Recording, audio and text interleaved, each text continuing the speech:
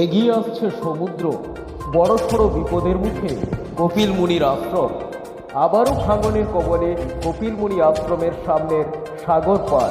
পূর্ণিমার কোটালে সাগরের বড়সড় ঢেউ এসে আছড়ে পড়ছে কপিল মুনি মন্দিরের আশ্রমের সামনে থাকা সমুদ্রের বাঁধের উপর।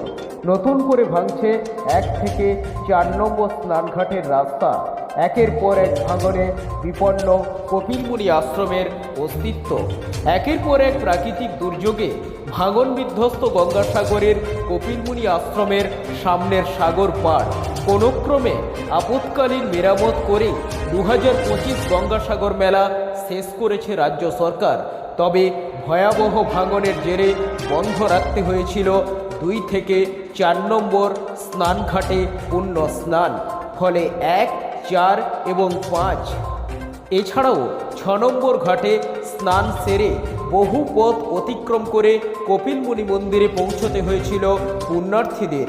এবার আবারও পূর্ণিমার ভরা কোটালে সাগরের উত্তাল ঢেউয়ের কারণে নতুন করে ভাঙছে কপিল মুনির আশ্রমের সামনে 1 থেকে 4 নম্বর স্নানঘাট। এটা তো হয় প্রতি বছর, এবছর একটু বেশি দেখা যাচ্ছে আগে থেকে। এত তাড়াতাড়ি হয় না যদিও, তবে পূর্ণিমার কোটাল ছিল বলে প্রচণ্ড জল বাড়া বা সমুদ্র তো অনেকটা পরিমাণ জলের তলায় চলে গেছে। এটা অস্থায়ীভাবে তো কাজ হয়, গঙ্গাসাগর মেলা চলাকালীন কাজ হয়।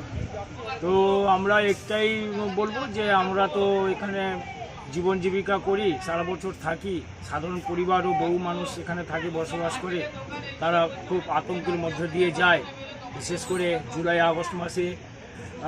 জুন জুলাই আগস্ট এই যে 3 মাস বর্ষাকাল, এই বর্ষাকালে সমুদ্রের জল বা বিভিন্ন প্রতি বছরের নিম্নচাপ, এই নিম্নচাপের জন্য এখানকার যে উপকূলবর্তী মানুষ প্রচণ্ড আতঙ্কের ভিতরে থাকে। আমরাও আতঙ্কের ভিতরে রয়েছি। তাই কেন্দ্রীয় সরকার এবং রাজ্য সরকারকে দৃষ্টি আকর্ষণ করছি, আপনারা যাতে পার্মানেন্টভাবে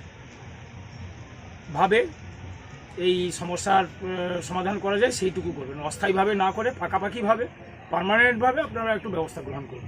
পুনরায় আবার ভাঙন শুরু হয়েছে এবং সেই প্রেক্ষাপটে আমি মাননীয় আমাদের পেয়েজ অ্যান্ড জলসম্পদ দপ্তরের প্রিন্সিপাল সেক্রেটারি মনীষ জৈনের সাথে আমি জলসম্পদ ভবনে গিয়ে ওনার সাথে দীর্ঘক্ষণ মিটিং করেছি। রাজ্য সরকারের তরফ থেকে অতি দ্রুততা পার্মানেন্ট নেচারের কাজ করবার জন্য একটা উদ্যোগ গ্রহণ করা হয়েছে, টেন্ডার করা হয়েছে। অতএব রাজ্য সরকার বসে নাই গঙ্গাসাগরের যে ভাঙন শুধু নয়, সুন্দরবনের বিস্তীর্ণ যে ভাঙন আবার শুরু হয়েছে সেই ব্যাপারে রাজ্য সরকার অত্যন্ত সোজা। অন্যতম সমস্যা হচ্ছে আমাদের অস্তিত্ব বিপন্নকারী ভাঙন। যেটা যা করলে এই ভাঙনটাকে মোকাবিলা করা যায় সেই জিনিসটা বাদে সব ধরনের প্রয়াস হচ্ছে। ভাঙনের একটা জায়গা থেকে মুনাফা নেওয়ার উদ্দেশ্যে ভাঙনটাকে আমরা জিয়ে রেখেছি এবং সেই ব্যবস্থাগুলো আমরা পরপর করছি। তার এই মেলার আগে একটা করে পাইলট প্রজেক্ট আনছে, কোটি কোটি টাকা আসছে, আর তৃণমূলের নেতাদের পকেট ভরে আছে, কিন্তু বাস্তবে স্থায়ী বা কংক্রিটের বাঁধের কোনো ব্যবস্থা করা হয়নি। এর ফলে আজকের আতঙ্কিত হবে তো। আজকের এই সমুদ্র পাড়ে যে সমস্ত ব্যবসায়ীরা এই সাগর মেলার উপরে কেন্দ্র করে তাদের জীবন জীবিকা নির্ভর করে, তাদের তো খেতে পাচ্ছে না এমন একটা অবস্থা। কারণ প্রত্যেক বছরই ভাঙন হচ্ছে, প্রত্যেক বছরই সমুদ্র এগিয়ে এগিয়ে কপিল মুনি মন্দিরের সামনে চলে আসছে।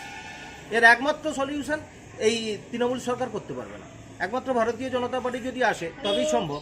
কারণ আপনারা চিন্তা করুন, যেখানে দীঘাতে এত বড় বড় ঢেউ আটকে দেওয়া যাচ্ছে উন্নত প্রযুক্তি দিয়ে, আর সেখানে এই সাগর দ্বীপের কপিলমুনি মন্দিরের সামনে এই সামান্য ঢেউ আটকে স্থায়ী কংক্রিটের বাঁধ করতে পারছে না। এদের হচ্ছে সদিচ্ছার অভাব।